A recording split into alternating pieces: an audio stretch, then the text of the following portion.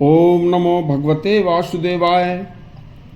एक भारी विद्वान पंडित का सच्चा गुरु एक छोटा सा बच्चा कैसे बन गया, सुनिए। बड़ी शिक्षाप्रद कहानी है।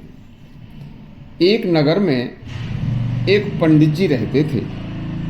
पंडित जी ने समस्त दर्शन शास्त्र पढ़े और भी अनेक प्रकार के शास्त्रों का पंडित जी ने अध्ययन करके उन्हें कंठस्थ कर लिया था तथा बड़े बड़े विद्वानों की सभा में जाकर तर्क वितर्क करने भी पंडित जी सीख गए थे। इसलिए पंडित जी में बड़ी अकड़ थी। पंडित जी अपने को भारी विद्वान समझते थे। पंडित जी बात बात पर शास्त्रों के अनेक ग्रंथों के उदाहरण देकर लोगों को समझाया करते थे। तब लोग उनके सामने बोल भी नहीं पाते थे, तो पंडित जी को अपनी विद्वता पर बड़ा घमंड होने लगा था।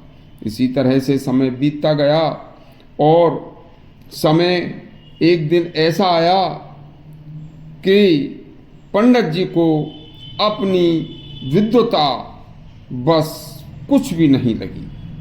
हुआ ये कि पंडित जी के मरने का समय आ गया।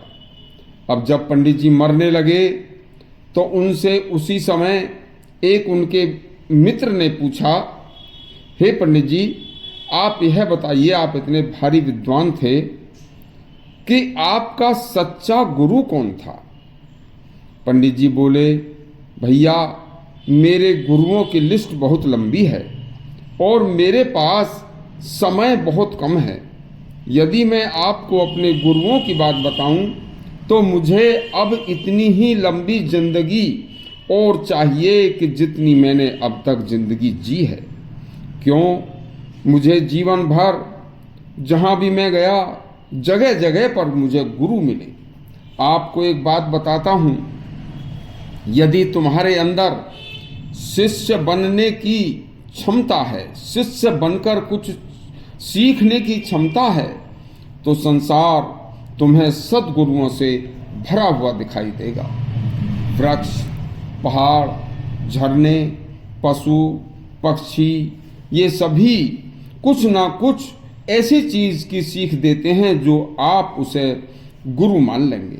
देखिए, हर एक में कोई ना कोई गुण होता है, चाहे वो पशु हो चाहे पक्षी हो, जो सीख देता है।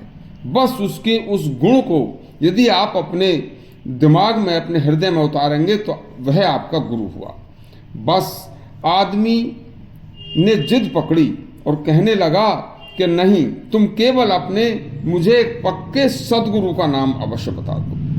मजबूर होकर पंडित जी ने कहा, भैया तो सुनो। एक दिन की बात है कि मैं एक गांव से गुजर रहा था।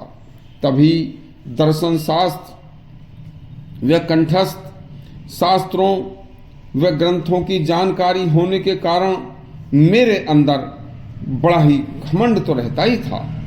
तो हुआ क्या कि तभी मैंने एक छोटे से बच्चे को एक मंदिर के तरफ जाते हुए देखा। तो उस बच्चे के हाथ में एक जलता हुआ दीपक था। मैंने उस बच्चे से पूछा कि अरे बालक, क्या यह दीपक तुमने ही जलाया है? तो बच्चे ने कहा, हाँ, मैंने ही जलाया है। मैंने बच्चे से कहा कि जब तैने ये दीपक जलाया है तो तुझे पता होगा कि इस दीपक में ज्योति कहाँ से आई। तब बच्चे ने उत्तर दिया, ठहरो। बस उसने एक फूंक मार दी दीपक में और दीपक बुझ गया। अब मुझसे बालक बोला कि आप बताओ कि ज्योति कहाँ गई? बालक मुझसे फिर बोला कि अब आप मुझे यह बता सकते हो कि वह ज्योति कहाँ गई, क्योंकि यह दीपक मैंने आपके सामने ही बुझाया है। तो बताइए कहाँ गई? बस पंडित जी कुछ रुक कर बोले, मेरे सभी दर्शन शास्त्र वे मेरे ग्रंथों का घमंड 1 सेकंड में, 1 मिनट में चूर चूर हो गया। उस छोटे से बच्चे ने मेरे समस्त दर्शन शास्त्र कूड़े में डाल दिए और मुझे स्वयं को भी पता नहीं था और मैं गुरु होने की यह चेष्टा उस बच्चे से जो कर रहा था उस बच्चे ने तोड़ दी और वह मेरा पहला गुरु बन गया।